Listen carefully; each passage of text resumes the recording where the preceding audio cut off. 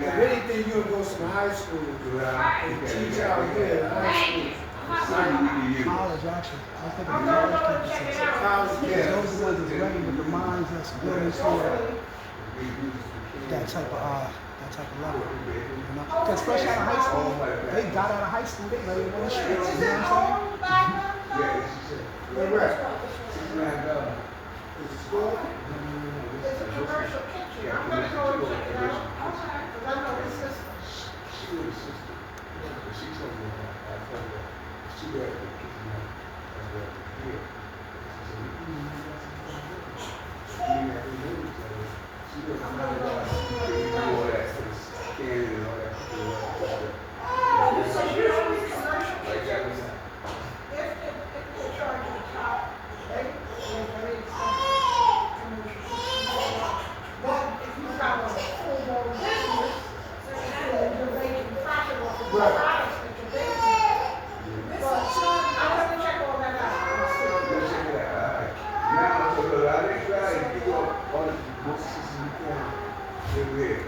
That's what the franchises are based on, sis.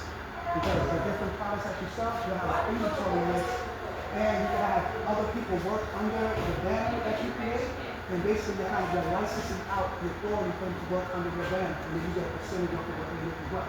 So once you establish your name, it has to become a household name, it has a good reputation behind it, other people will want to work under that banner, and then you bring percentages to new work.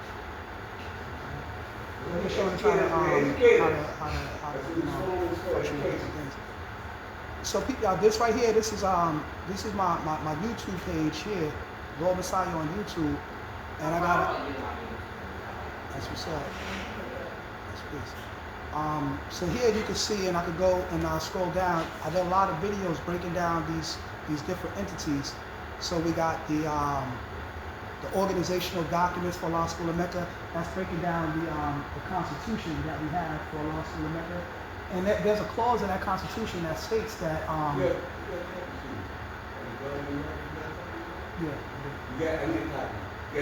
I have it at home. I can scan it so that you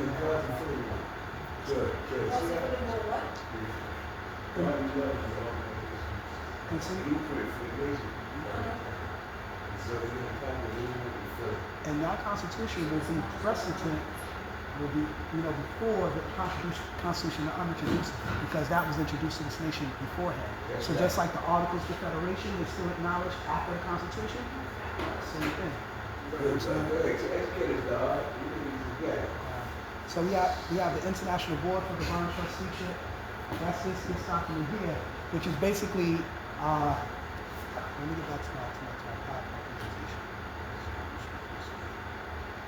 Alright, so look, can we hit the light over there for a minute? Yeah, I can see this here.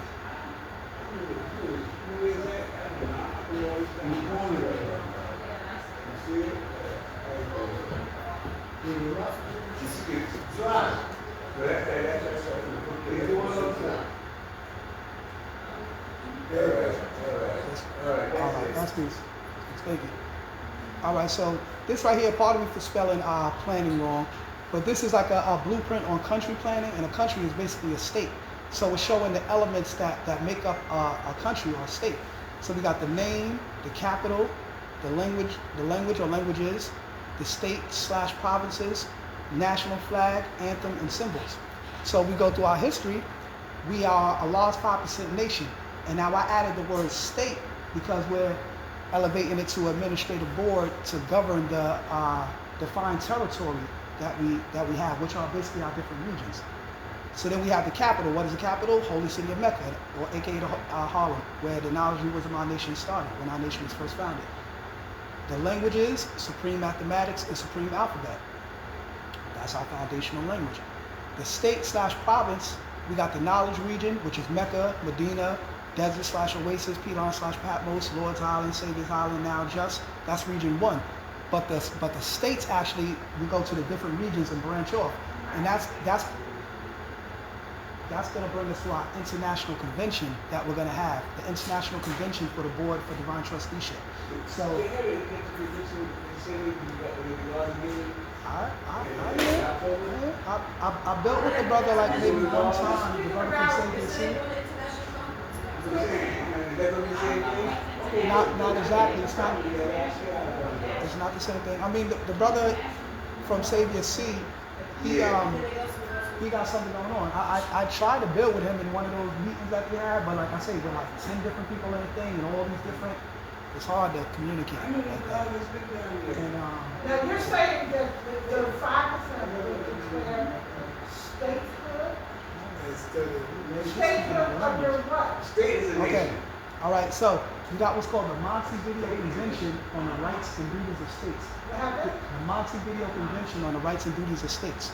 So this convention took place in Uruguay in 1933. Country? Uruguay. I don't know what that said. This is about to very long. So the nation would become a state under Uruguay? No, under the convention that took place. But actually, we're going to have our own convention modeled after this convention. So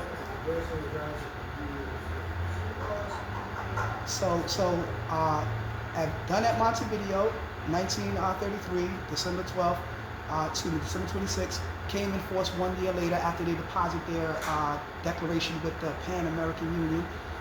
The government representative in the 7th International Conference, this was their 7th conference of American states, wishing to conclude a convention on the rights and duties of states, having appointed the following plenipotentiaries, which are the following like provisions.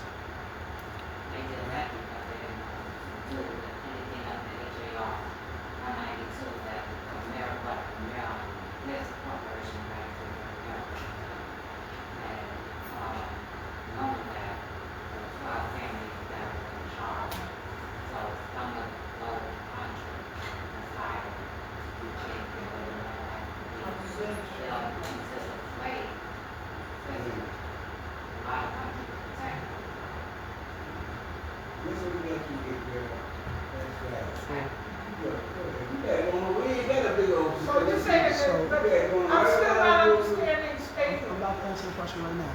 So, who after having exhibited their full powers, which were found to be in good and due order, have agreed upon the following. Article 1 of this convention.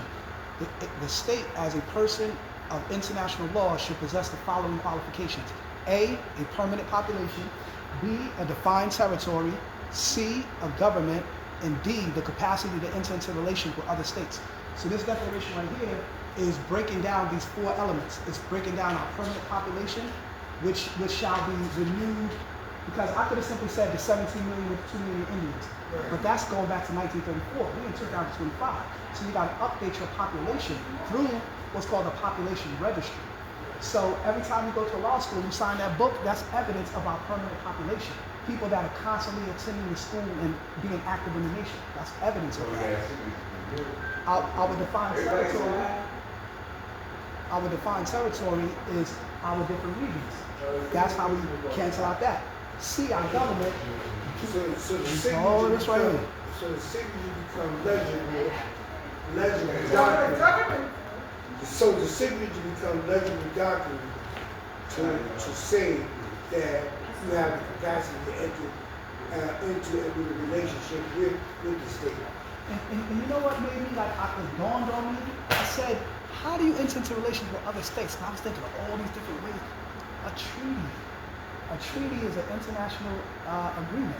That's how you enter into relations with other states. So at the board, at the International Convention for the Board for Divine Trusteeship, we're going to basically put our same international laws into place. And it's going to be based on the administration that's in each different region. So when the heads of state of each different state come together at this conference, we're going to have the same type meeting and put these international laws into place. You know what I mean? And then now we have something that we internationally govern ourselves by. And when we take the declaration and deposit it with the Pan American Union, that will put all the other 16 states and Palestine signed on to this too, that had signed on to this convention, and now it puts us in that realm of international law along with them. You know what I mean? So that's the capacity to enter into relations with other states. So Article 2, the federal state shall consist of a sole person in the eyes of international law. That sole person is basically your state, because your state is an entity. It's a legal person. And a state is simply the administrative board, also the political body in which you govern yourself by. Basically what it is. So Article 3, the political existence of the state is independent of recognition by the other states. So you don't need another state to recognize you and say, hey, we recognize y'all now official. Nope, this is international law. Even before recognition, the state has the right to defend its integrity and independence, to provide for its conservation and prosperity, to consequently organize itself as it sees fit, to legislate upon its interests, administer its services, and to define the jurisdiction and competence of its own courts. So, a lot of us that could go in situations with your baby moms, and she'd have went down to the white man court and tried to get you in. Now we got our own court system to handle our own affairs. So our families won't be separated by the system. You understand? They are not here to work in the best interest of the child, as they say. But that's a whole other thing. But it's vital that we have that, especially for the guards, because we know, if you've been to the family courts, you already know the man got no rights. Now, wouldn't that require having the government in place? And that's exactly what we're going to form. That's exactly what we're going to form with these resolutions.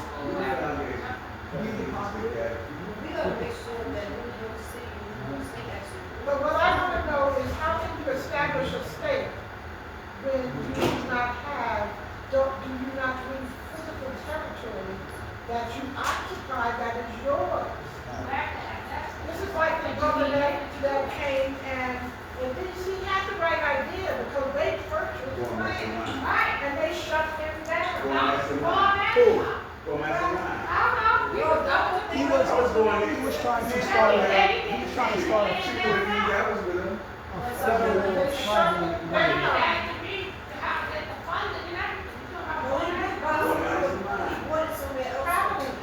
And now Cypher Squad shut it down.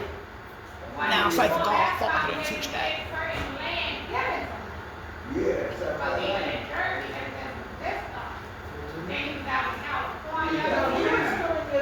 Under the auspices of being tribal. And that right there, excuse me, that right there would have been under federal jurisdiction, like the reservations and so forth. You know what I mean? But peep this, y'all. To answer your question, Queen, I want to put y'all on to what's called uti possidetis jurisdiction. This is a principle of customary international law that serves to preserve the boundaries of colonies. Like you see all of these different lines, these boundaries of colonies emerging as states, requiring them to presumptively inherit their pre-independence boundary lines. So that means how, let me finish. It says, it is the preeminence according to legal title over effective possession as a basis of sovereignty. So the essence of this principle lies in the primary aim to secure respect for territorial boundaries at the moment when independence is achieved. So that means that as we're claiming our independence over these certain lands, the United States has to work in conformity with that. Because you have what's called the International Conservation of Peace, which all states internationally are bound to. So if we're thinking we gotta go to war with the United States, no, we don't. They are actually obligated to protect those that are decolonized. And then we go to the United Nations Charter of 1945. The whole charter breaks down in Article 73, speaks about decolonization. So through uti possidetis jurisdiction, we are decolonizing the lands. And this is through international law. Sandra, real quick. What, New York? Basically, that's where it starts. And then we branch off to the different states. Right. And our portion here, as far as now why is our different regions. But it's what we gotta understand. It's different jurisdictions on the same land. See what I'm saying? So when we come into conflict with each other, we just have to resolve it through peaceful means. And that brings you into the peace resolution, and I got a whole peace treaty and all of that. This is to be continued How because does that tie into 40 acres of the land? we can't get There that. you go. That's, We really can't get that. Last time we got to 48, They took it back. 1855. They took it back. 1856, they said, well, you ain't getting the view, but you take it to the paper. And then they wanted you to go back into the paper, and they act right in 1856 that you was free from being a slave. But it wasn't Thank you.